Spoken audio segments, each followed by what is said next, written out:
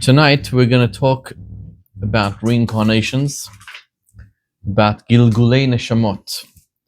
Every single one of us is here again to fulfill a mission, something that we didn't accomplish in the previous lifetime. Actually, the generation that's going out of exile, which is our generation is the final generation of exile and the first generation of Mashiach.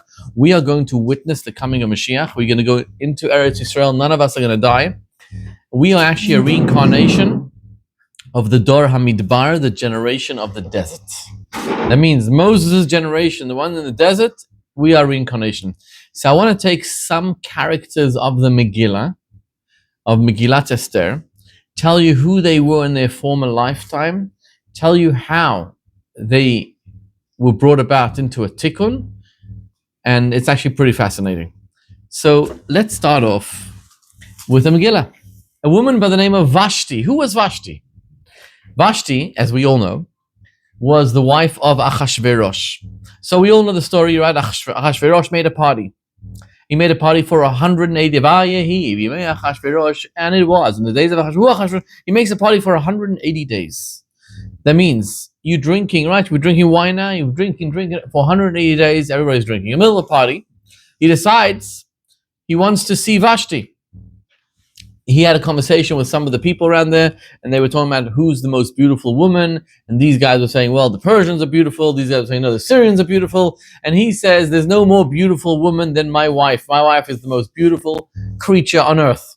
So they said, oh, let's see her. Prove it, Tell her she's so beautiful. So he sends for Vashti. And Vashti did not want to come. Why?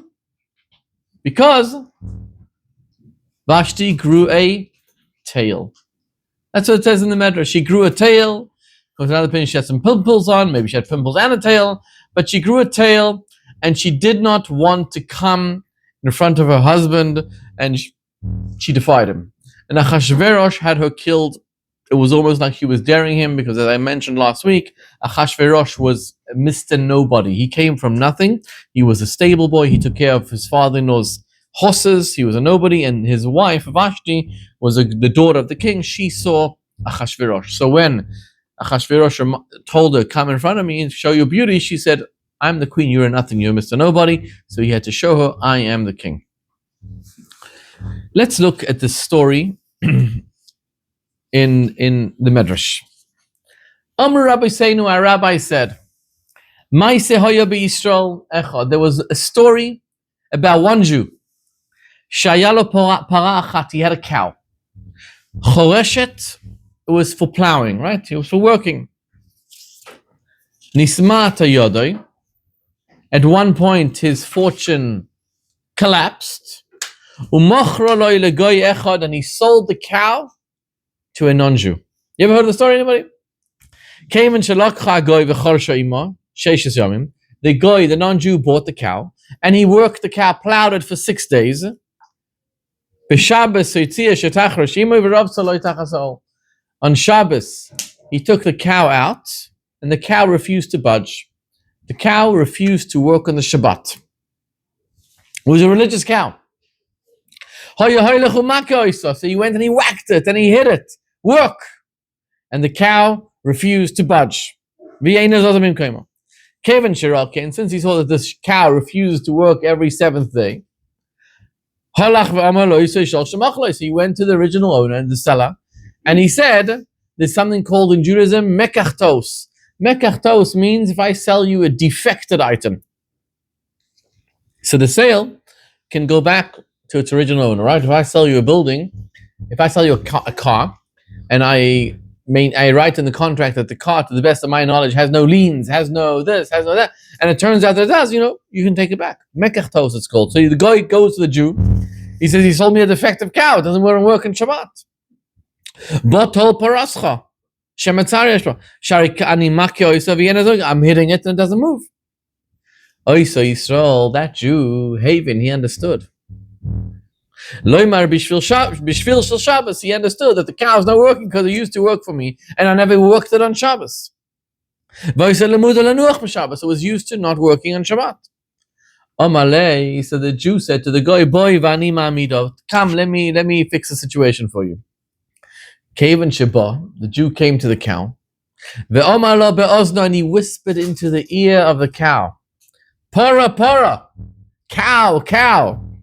At Yodas, you know, Kshayisa birshusi, when you were in my possession, when I owned you, you used to work during the week. I would rest on a Shabbat. Now, because of my sins, I don't have any more money. And and you are now in possession of a non-Jew. Please, stand up and plow. You got no problem. And immediately the cow started working on Shabbat.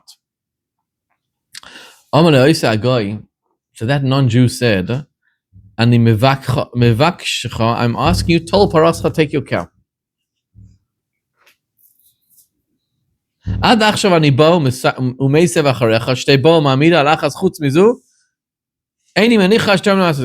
guy thought, what's going through the non-Jew's head? Why is the cow suddenly starting to work?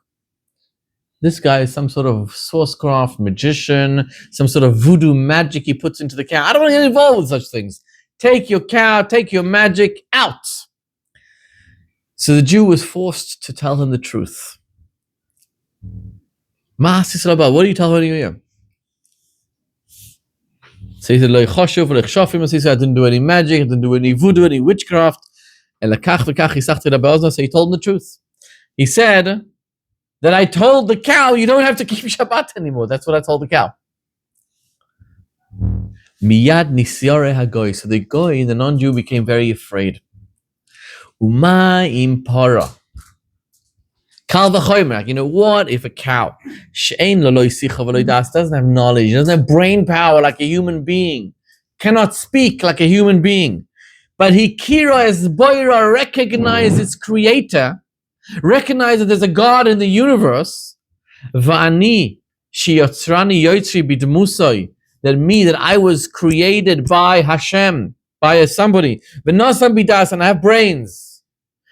Eini hoylech umakiris boiri. Am I not going to go and recognize my creator? Miyad ba v'nisgayer. He went and he converted to Judaism. Gewaltige story, it's an amazing story.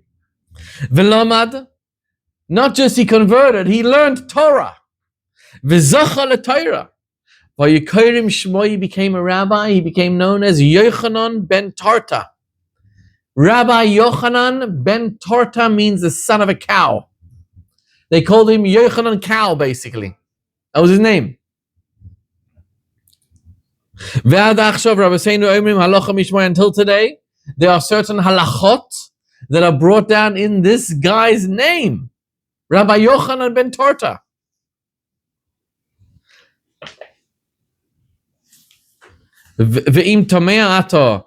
If you have a question, how could it be that he would be niskarev through the cow? Like today we have many, many ways of bringing Jews closer to Judaism, right? We try bring Jews closer to Judaism through all different, a myriad of programs and events.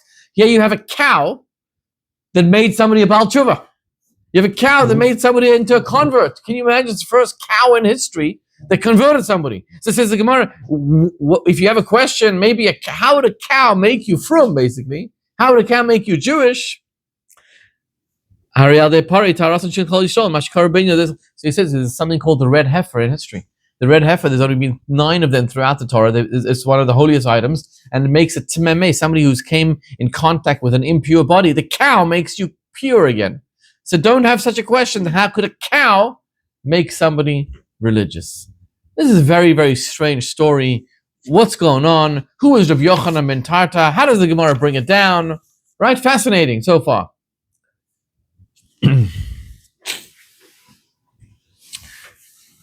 Before we get to the crux of the matter, there are 3 statements in Tanakh, in Gemara basically, that Rabbi Yochanan ben Tarta is quoted at. And these are fascinating and will teach us about the Megilla, about Ahashverosh, about Vashti. Let's take a look. Statement number 1 of this guy. The Gemara in Yuma says the following: Omar Rabbi Yochanan ben Tarta. Rabbi Yochanan, the son of the cow, said, Why was Shiloh destroyed? Right, the tabernacle, the Mishkan in Shiloh, why was it destroyed? There were two sins, two cardinal sins that the Jewish people committed. Number one was Gilui Arayos, which means forbidden relationships. Gilui Arayot, by the way, refers to what kind of relationships? When the Torah said in the Ten Commandments, do not commit adultery, adultery refers to primarily forbidden relations with a married woman. Because if it's not a married woman, it's not adultery, it's forbidden, it's something else, but it's not adultery. Adultery in the purest sense is with a married woman. That means if a single woman has relations with a married man, it's forbidden. Don't get me wrong, it's forbidden, you shouldn't do it, don't do it, but it's not adultery. Adultery is a sin. The crime you get for it is death. You and the sinner and both the man and the woman are punishable by death. But adultery, which the Ten Commandments refers to, is talking about with a married woman. Okay, because according to the Torah, if you are a man and you can support more than one wife, you can marry as many women as you want. And my brother was just in Israel and he posted a video. He met this Arab, I don't know where he met him, but this Arab's telling him about all the women that he's married to today. All the women he's married to, a lot of women. And he's describing how he has a house for this one and a house for this one. And he goes here sometimes, he goes there sometimes. According to the Torah, if you are able to provide for them and support them, you can marry as many as you want. Rabbeinu Gershom, right, made a decree 1,000 years ago for the Ashkenazim only that you're not allowed to marry more than one wife. But that decree is already null and void because it's been over 1,000 years. But the Sephardim never accepted it. Today, practically, I think it's against law in America to do that, right? And I wouldn't advise it either. You get into a lot of trouble. But that's why if it's with a married man, it's forbidden. You have to get married to him, but it's not adultery. Okay, that's number one, which Rabbi Yochanan, the son of the cow, said. Statement number two that he said.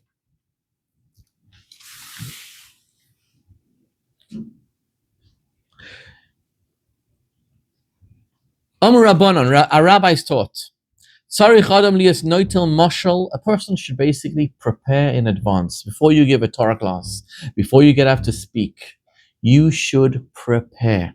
Don't get up there and speak without preparing. You ever go to a shul and you feel like the rabbi just didn't prepare? There was somebody there yesterday who told me his rabbi in his synagogue, I'm not going to say where, but his rabbi in the synagogue just talks and mumbles and nobody knows what he's saying.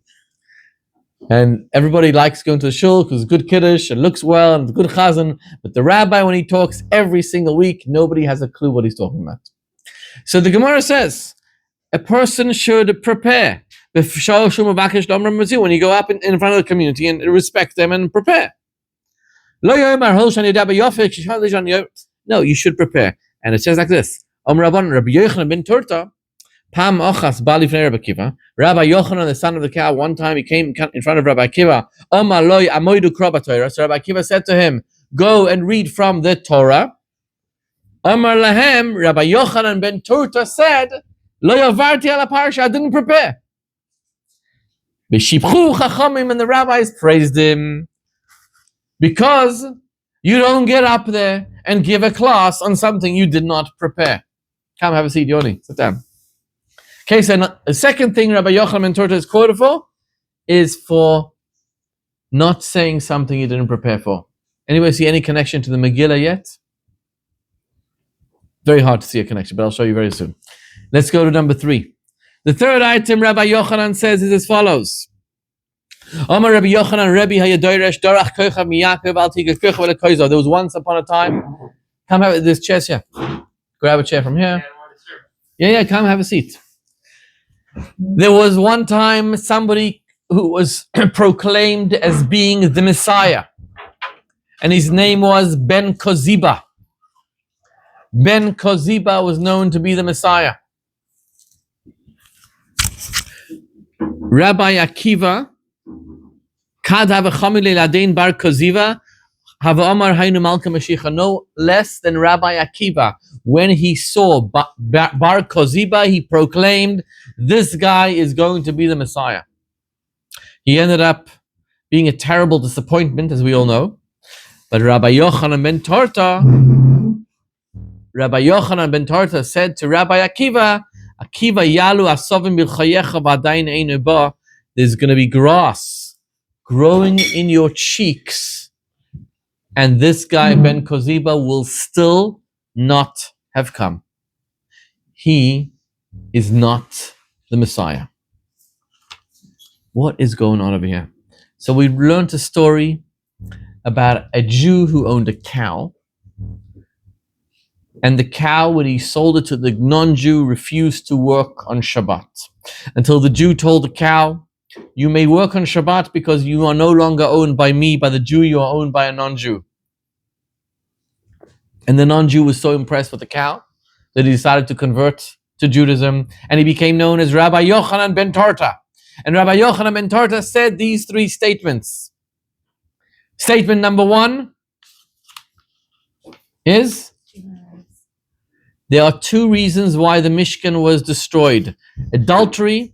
Oh, and I forgot to say the second thing. Ubizyon Kadoshim. The second one was degrading the kochim, consecrated items. The second thing that he said was, when you get up to give a drasha, to give something, you got to prepare in advance. And the third thing that he said was that Bar Koziba was not the Messiah. What is the connection to the Megillah? Our sages say something incredible. Incredible. Vashti, who was Vashti? Royalty.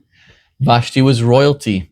But Vashti came down and her soul was reincarnated. Vashti was a terribly wicked person in her lifetime. She made the Jewish woman work on Shabbat. According to one medrash, even they had to work them naked on Shabbat. And therefore, her soul was reincarnated into a cow. Into the cow of our story. The cow of our story was Vashti. The cow that refused to work on Shabbat, that was Vashti fixing up the fact that she made naked woman, Jewish woman, work on Shabbat. Cow didn't have any clothes, naked as well. So she had a tail also. She had a nice tail, a cow's tail she had on her. That was Vashti.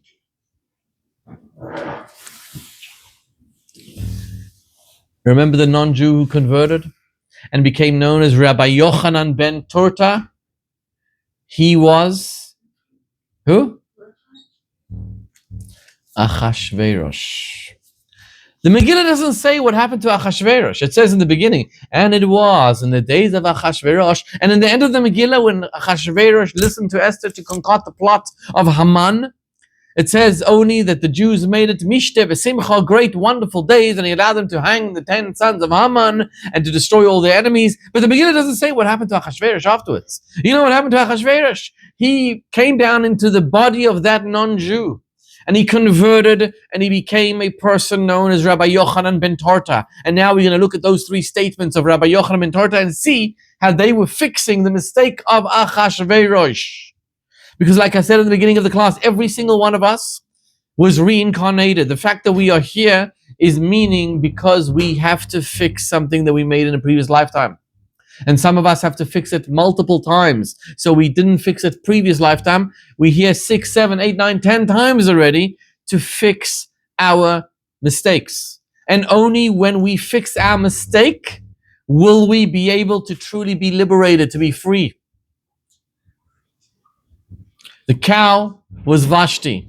The non-Jew was Ahashverosh. Now look at these statements. Statement number 1, which he made, was the Mishkan was destroyed because of 2 sins, adultery and Desecrated the holy items. That's exactly what happened at Ahashverosh's party. There was adultery. And how did he desecrate the consecrated items? What happened? The whole party was, he brought out all the vessels of the Mishkan that they had plundered. And he brought them in order to defile, to desecrate those holy items of the Mishkan, of the sanctuary. And that's why when he came down in the next lifetime and he converted to Judaism, Rabbi Yochanan ben Nuri said, Rabbi Yochanan ben Torta said, the two items, the reason why the Mishkan was destroyed because of these two items that me, Ahashverosh, in the previous lifetime had a problem with. And the next thing that he said was, remember? Don't speak unless you have prepared. Ahashverosh was known as a foolish king. First of all, the statement that he made, kill my wife. He was drunk. He had drunk a lot. And he said, kill my wife. He regretted it. The next morning when he sobered up, he regretted it. But that's why he said in the next lifetime, don't speak unless you prepare. Think before you speak. I remember when I was kids in high school in South Africa, there was one, boys, we dare each other. Let's dare you to do this, dare you to do that. So there was one kid who said, I'll dare you, I'll dare you, I'll give you like 1,000 rand. It's like $50, by the way, 1,000 rand if you jump off the balcony. And then balcony is like, it's really, really high. It's like 4 flights above high. It's like 100 feet. You go down there, you die basically.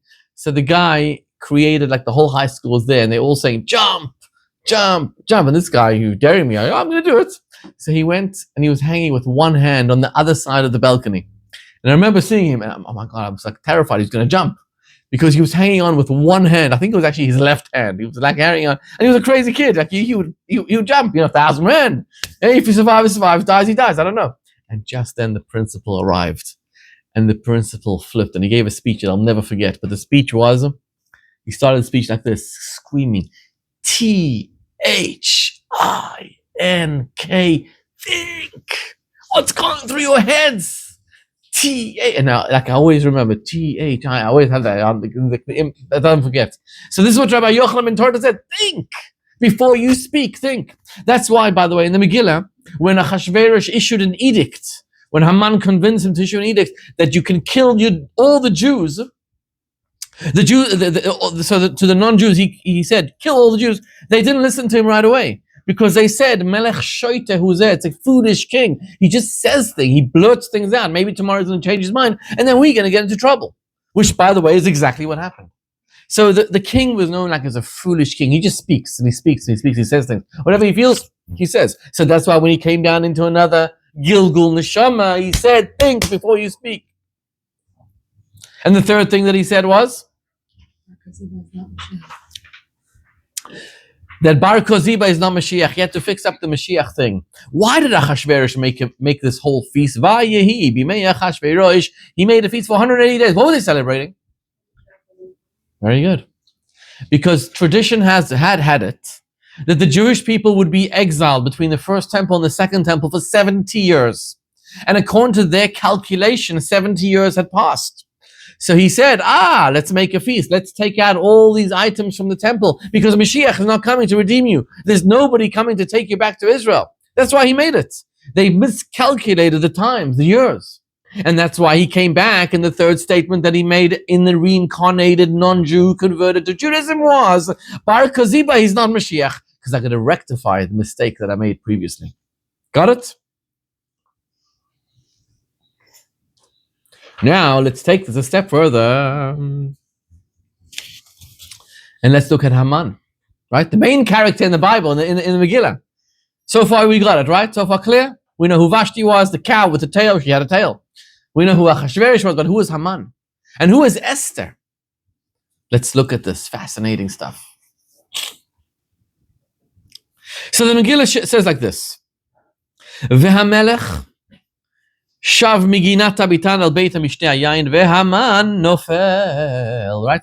When Esther, remember I explained last week, that Esther concocted this thing. She made 2 feasts, 2 meals. Only Ahashverosh was invited, only Haman was invited, and at the meal, Ahashverosh asked Esther, my dear, beautiful, beloved wife, who is the person in charge of this thing? And she says, Haman. Haman is the person who is responsible for me and my nation killing us. And the king was so angry. He gets up, he goes to the garden outside, like for a little smoke or calm down. And he comes back. Haman nofel. Haman was falling on the bed that Esther was there, right? Esther was probably lying on a royal couch, and Haman was falling on top of her. And Vayomer HaMelech, and the king says, Agam lichbosh. Are you coming to conquer my wife in my house? Are you crazy? Are you insane? Go get hung. There he hangs him. Why does the Torah says Haman nofel? Haman was falling. Why not Haman nafal? What fell? So the Medrash says that an angel came and pushed Haman onto Ahashverosh, onto Esther. An angel came right then, Ahashverosh was walking in. As Ahashverosh was walking in, the angel came and pushed him onto Esther, and it seemed like he wanted to sleep with her, or was sleeping with her, or whatever. And that aroused the king's anger in the most crazy of ways. Why did the angel do that?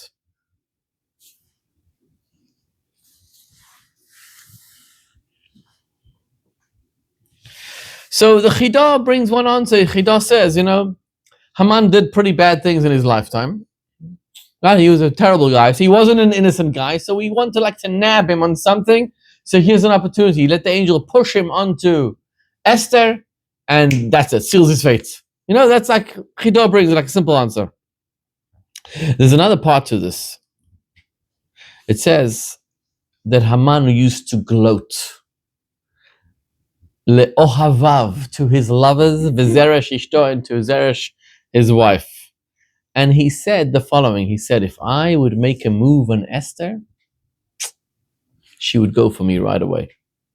Who says these things? To his wife. He says, if I would make a move on Esther, she would fall for me. No problem. What are you smoking, dude? What's wrong with you? What are you saying?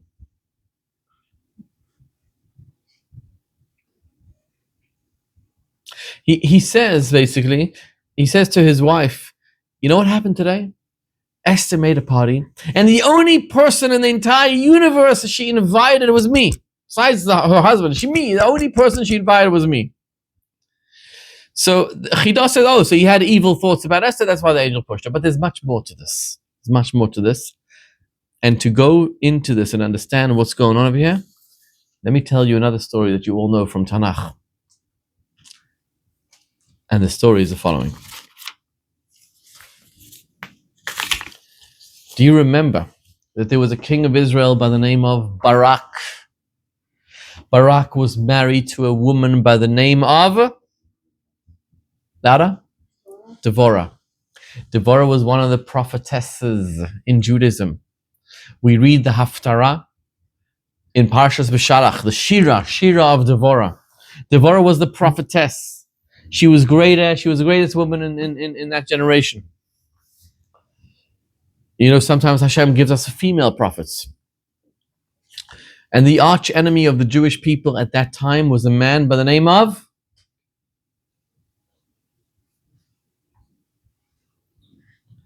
Sisera. Sisera was fighting against the Jewish people. And at one point, Barak and his entourage was chasing after Sisera, and Sisera was running away, but he was still a major threat to the Jews. And he ran away, and a woman by the name of Yael had a tent, and she went outside the tent, and she sees the mighty general. He was a mighty warrior, Sisera, running away. And she tells Sisera come into my tent, I will hide you. Because he needed to hide away from Barak. And here's what the Torah says, Parshas Shoftim, in Shoftim. Ma'im Shoal. He asked her for water. He was thirsty. Cholav Nosna, but she gave him milk. Beseifil Adirim Hikriva Chema, and she brought him Chema. She gave him cheese. What happened is, she said, come inside, I'll take care of you. And she gave him heavy cheese and milk. Now milk, not the milk that we drink here, right? Milk from a goat, like real milk. And when you drink milk and eat this cheese, not this cheese that we buy, but the old cheese, heavy cheese, you get tired, right? You get really tired. Also, the Medrash says that he had relations with her.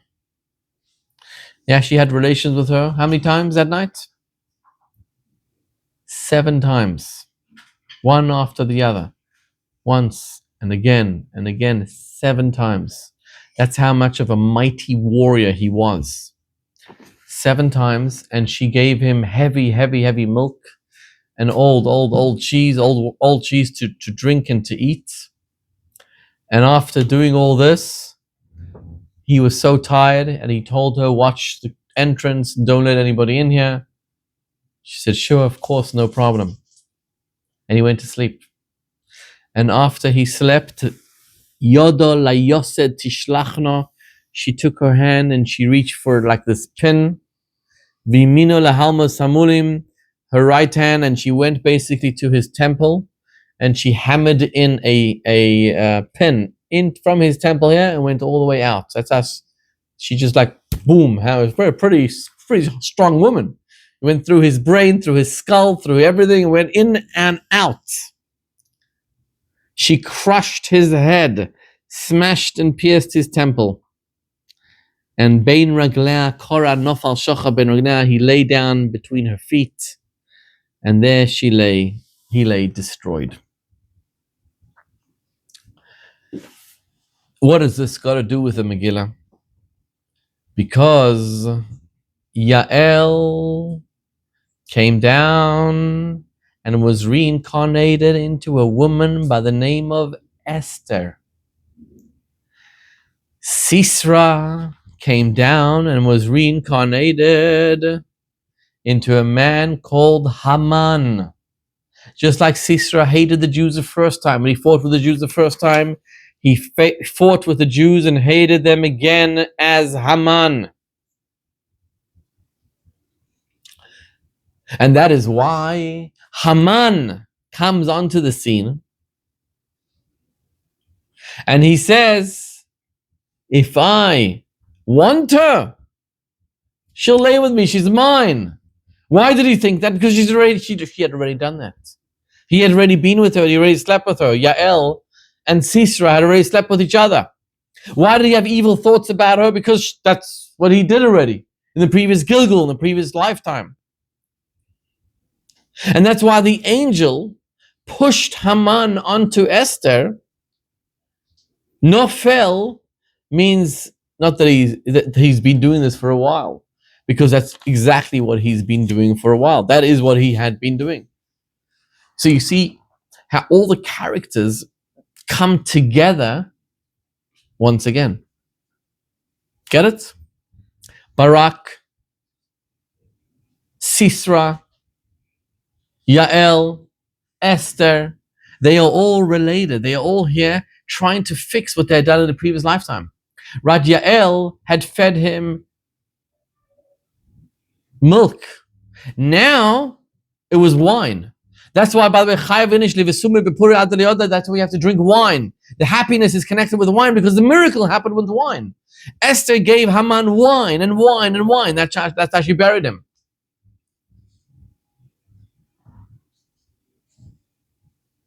By the way, it says, how come Haman didn't realize the plot that Esther is doing for him? How come Haman didn't realize? She invited him once to a meal, second time to a meal, and then the second time what happened is she said, oh, this is the man responsible. How did he not anticipate? He was a very smart man. How did he not anticipate that this is what she would be doing? She'd be burying him. She'd be saying to Ahashverosh, this is the guy responsible. How did she not realize? So it says, we read this week, right? Parshat Zachor.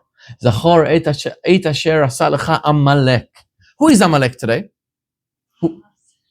Hamas is probably Amalek. We don't know for sure, but they probably Amalek is Hamas, right? But the spiritual meaning of Amalek, by the way, Amalek, the reason why we hate them so much is because every nation, when they started with us, the Egyptians, why do they start with us? Why do they hate us? Because we threatened them. Right? Pharaoh made a meeting with all his advisors and he says, the Jews are producing rapidly. They're having 6, 7 children in one shot. Right? Think of a family like my wife. My wife is one of 15 siblings. So what happens is they think instead of 15 times that by 7. Each birth is 7. Now, they didn't have a child when they are 19, 20, 21. They had a child when they're 12. Right? My daughter just turned 19 today. It's her birthday. But imagine when she's 12, she's already producing children. And each year she produces 7. I mean, this is from 70 families, from 70 people, in 210 years, they became 10 million Jews. That's impossible statistically. It was crazy amount of reproduction going on. And Pharaoh was, he was concerned. There's going to be a war. They're going to side with the enemy. But Amalek, you know why they started fighting with us?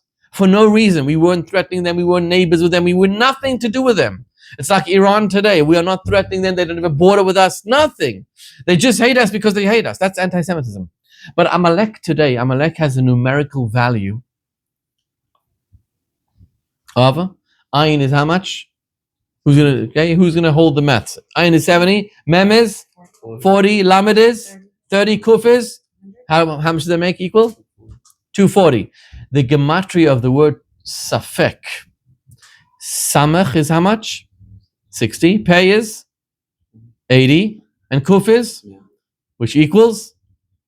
240. Amalek has the same numerical value as the word Safek, which means doubt.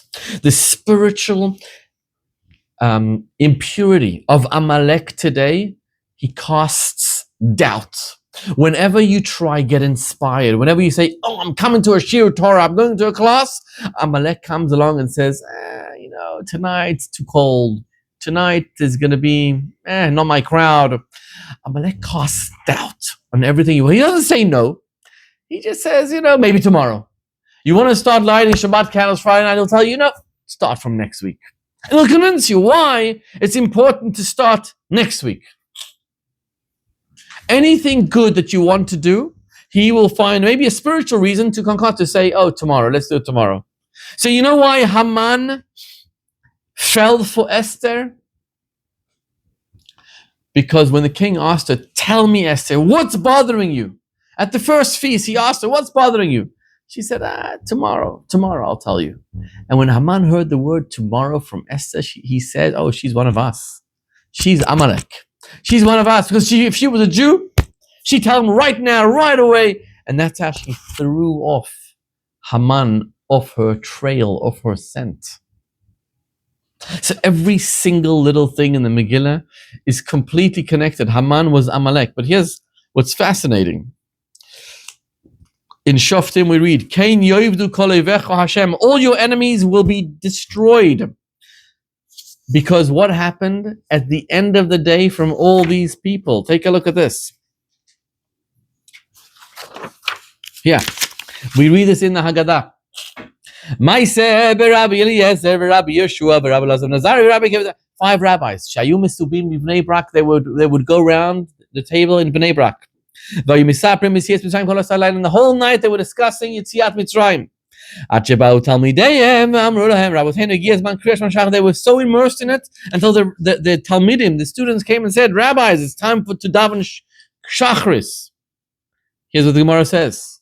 Tanu Rabbanon, our rabbis taught, Naaman ger toishav haya. There was a guy called Naaman, he was a ger toishav. Nebuzaradan. Anybody know who Nebuzaradan was?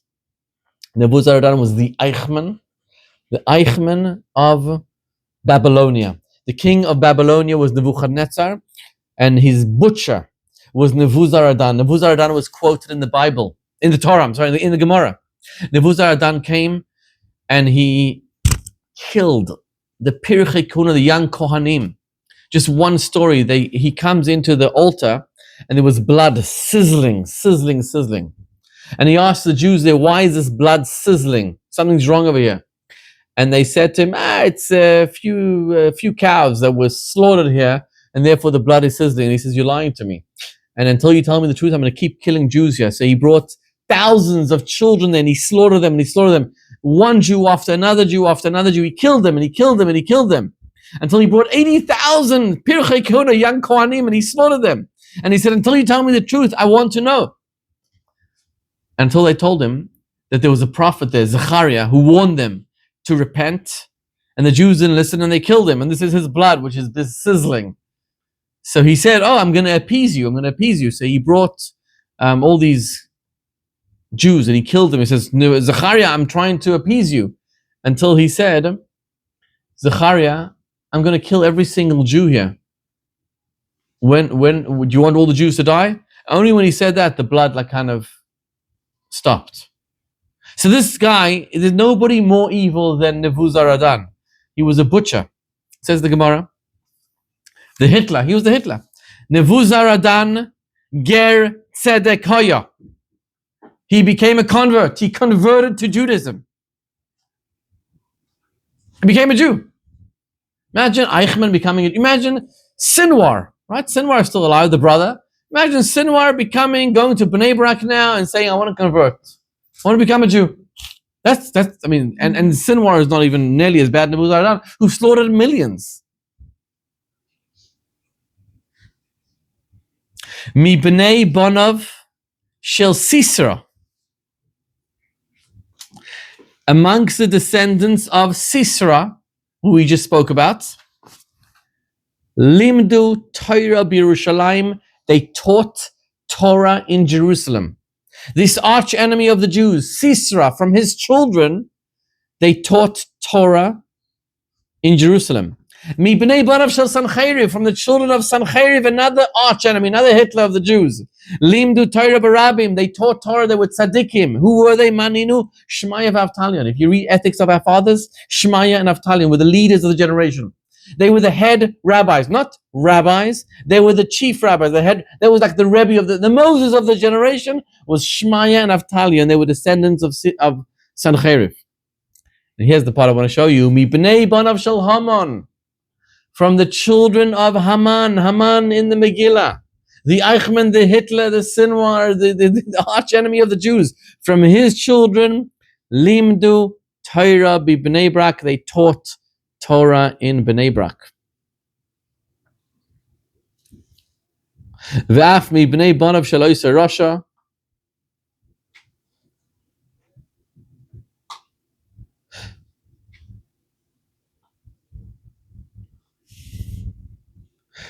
And even the descendants of that person, Nebuchadnezzar. Nebuchadnezzar was, if Nebuzaradan was the Eichmann, Nebuchadnezzar was the Hitler. So with those who wanted to convert. In other words, Nebuchadnezzar was the person who destroyed the temple. So the angel said in front of Hashem, Ribono shel olam, master of the universe, the person who destroyed your home, and he burnt your heichal, your ark, you will let him now rest upon your shechina. So the Gemara says, Hainu dichsiv ripinu es bavel amar zen Nebuchadnezzar. So the point of this Gemara is that the end of the story is that these children studied Torah, converted to Judaism, learned Torah. Even in our generation, there was the previous Lubavitcher Rebbe had two people in Russia who were Jews, Lulav and Nachmanson, who caused him untold harassment. They were the ones responsible for putting him in prison. They have a grandchild now who's connected to the Chabad and Harvard University, becoming religious, and the grandfather was this person who persecuted the Rebbe. There's a statement: the end is always good, and if it's not good, it's not the end. The end of our story as Jews is always good, no matter what. We read the Megillah, by the way. The Megillah is the greatest holiday in Judaism. The happiest day in the Torah is Purim.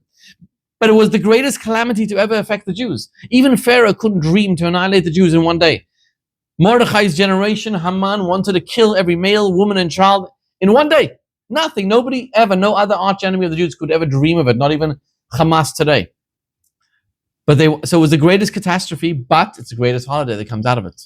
So we know that in today's day and age, with all our tsaros and all anti-Semitism regurgitating and happening again, we know V'hakadosh Baruch Hu Matzileinu Miyadam. We know that Hashem will save us. We know that the end, no matter what, is good. Somebody wrote a poem last week about the Bibas children, and it was a poem like it was a conversation between the two Ariel and Kfir in heaven. And Ariel saying to Kfir, "Wow, we're so enjoying it, everything's great, but why are they so sad down here below? And why do they remember us like 10 months later?" In other words, they are living in a spiritual realm in heaven. They are enjoying themselves. They are basking in divine radiance because that's where the true world happens. Our world here is completely like blind. We don't know what's going on, but they are living there in a pure bliss, in beauty. And it's only us here in the dark universe that don't see. But the truth is that we don't see the story and everything is good. If it's not good, it's not the end. And you see from all these stories of Haman, of Yael, of Sisera, of Ahashverosh, of the cow, of Vashti, that everything is connected. God keeps a cheshbon, God keeps a calculation, and that's it. Let's pray to Hashem. Everything's going to be good. L'chaim, b'liv rocha. It's going to be a beautiful Purim, a joyous Purim, and we're going to see Mashiach Tzidkenu right now. L'chaim.